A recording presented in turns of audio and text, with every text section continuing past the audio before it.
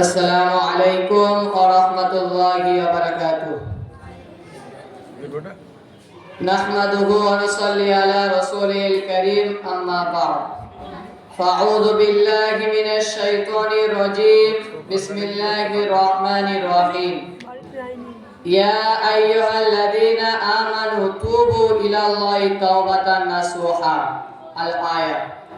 وقال النبي صلى الله عليه وسلم التائب من الذنب كمن لا ذنب له। আল হাদিস। সমস্ত প্রশংসা, সমস্ত তারিফ সেই মহান রব্বুল আলামিনের জন্য, যিনি আমাকে আপনাকে সুস্থ রেখে এরকম একটা পুত পবিত্র মজলিসে বসার তৌফিক দান করেছে।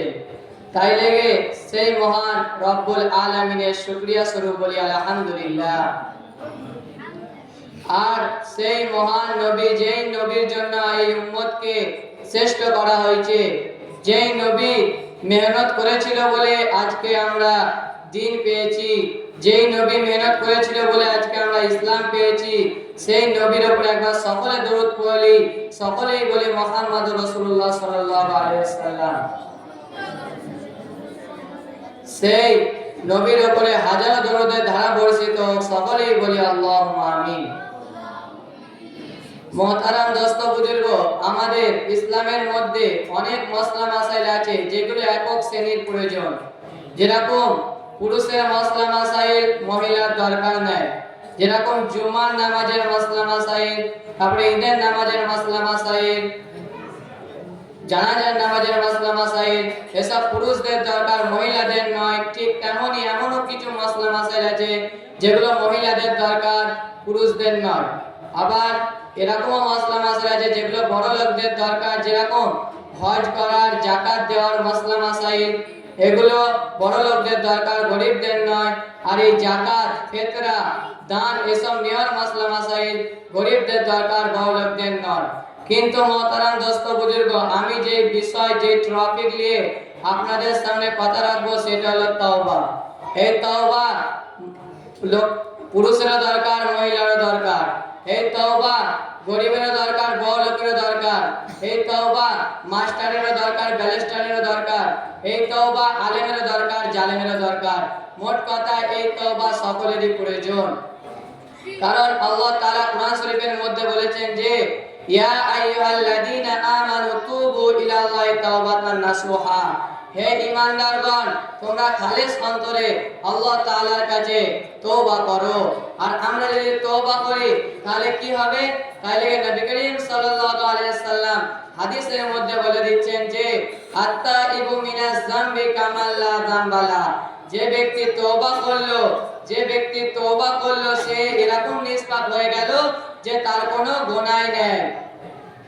যে তওবা করলো সে কিরকম হয়ে গেল যে তার কোনো গুনাহ নেই। আমরা যদি তওবা করি তাহলে আমাদেরও কোনো গুনাহ থাকবে না। আর আমরা যদি গুনাহ থেকে বেঁচে থাকি তাহলে নবী করিম সাল্লাল্লাহু আলাইহি ওয়াসাল্লাম হাদিসের মধ্যে কি বলছেন যে হযরত আবু হুরায়রা রাদিয়াল্লাহু তাআলা আনহু হতে বর্ণিত আছে যে নবী করিম সাল্লাল্লাহু আলাইহি ওয়াসাল্লাম বলছে, সে সত্তার কসম যার কুদরতি হাতে আমার জীবন, যে তোমরা যদি কেউ গুনাহ না করো, তোমরা যদি কেউ পাপ না করো, তাহলে আল্লাহ তাআলা তোমাদেরকে দুনিয়া থেকে তুলে নেবে এবং এমন এক জাতির, এমন এক প্রাণীর জন্ম দেবে, এমন এক প্রাণী পাঠাবে যারা গুনাহ করবে এবং তার সাথে সাথে আল্লাহ তাআলার কাছে তওবা করবে, তখন আল্লাহ তাআলা তাদেরকে ক্ষমা করে দেবেন। আর আমরা তওবা করা বাদ দিয়ে শুধু গুনাহ করছি তো গুনাহই করে যাচ্ছি, তওবার কোনো নাম নিচ্ছি না। কিন্তু নবী করিম সাল্লাল্লাহু আলাইহি ওয়াসাল্লাম শুধু গুনাহ করতে বলেনি, বলেছে যে এমন এক জাতি আসবে যারা গুনাহ করবে এবং তার সাথে সাথে আল্লাহ তাআলার কাছে তওবা করবে। তাহলে জয়নাব বুজুর্গ বলেছেন যে মানুষ পাপ করলে, মানুষ পাপ, আল্লাহ তাআলার নাফরমানি করাটা পাপ নয়, বরং নাফরমানি করে ক্ষমা চাওয়াটা, যে ক্ষমাটা চাইতে হবে সেই ক্ষমাটা না চাওয়াটাই হচ্ছে বড় পাপ। তো আমরা সবাই নিয়ত করলি যে যখনই আমাদের দ্বারাই পাপ হবে সকলেই আমরা আল্লাহ তাআলার কাছে তওবা করব ইনশাআল্লাহ। কারণ কারণ মানুষের দ্বারা ভুল হবে, ভুল হয় না মাত্র চারটে জিনিসে, চারজনের ভুল হয় না। এক ফেরেশতা, দুই জীবজন্তু, তিন জড় পদার্থ, আর 4 নম্বর হলো উদ্ভিদ মানে গাছপালা।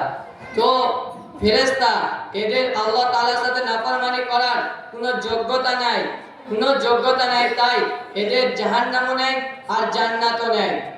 আর এই মানুষ এবং জিন এদের ভালো মন্দ দুটোরই যোগ্যতা আছে, আর তাই লেগে এদের জান্নাতও আছে আর জাহান্নামও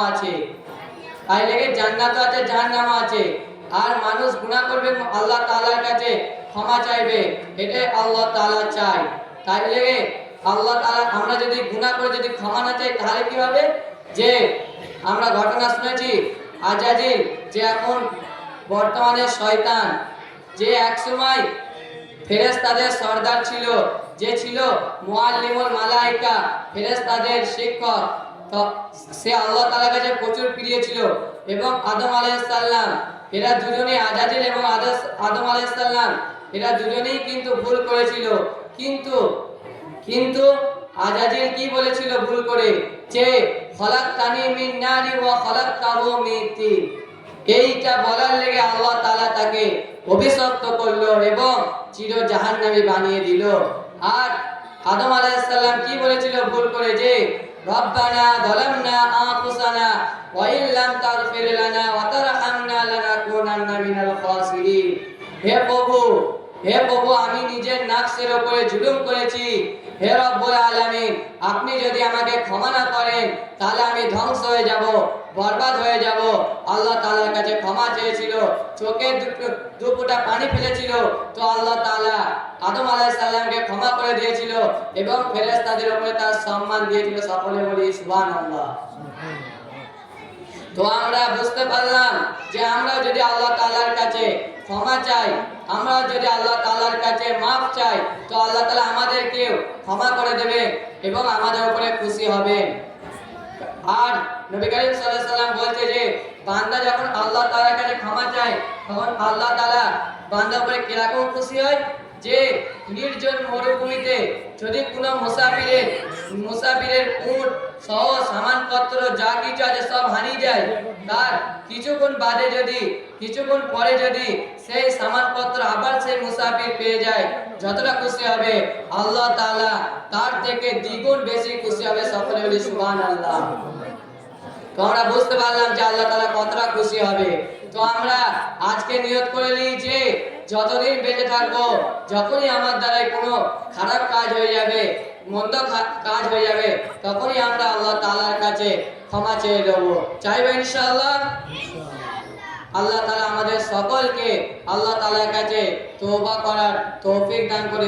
সকলে বলে আল্লাহুম্মা আমিন। আখিরি দাওয়ানা আলহামদুলিল্লাহি রাব্বিল আলামিন। মাশাআল্লাহ।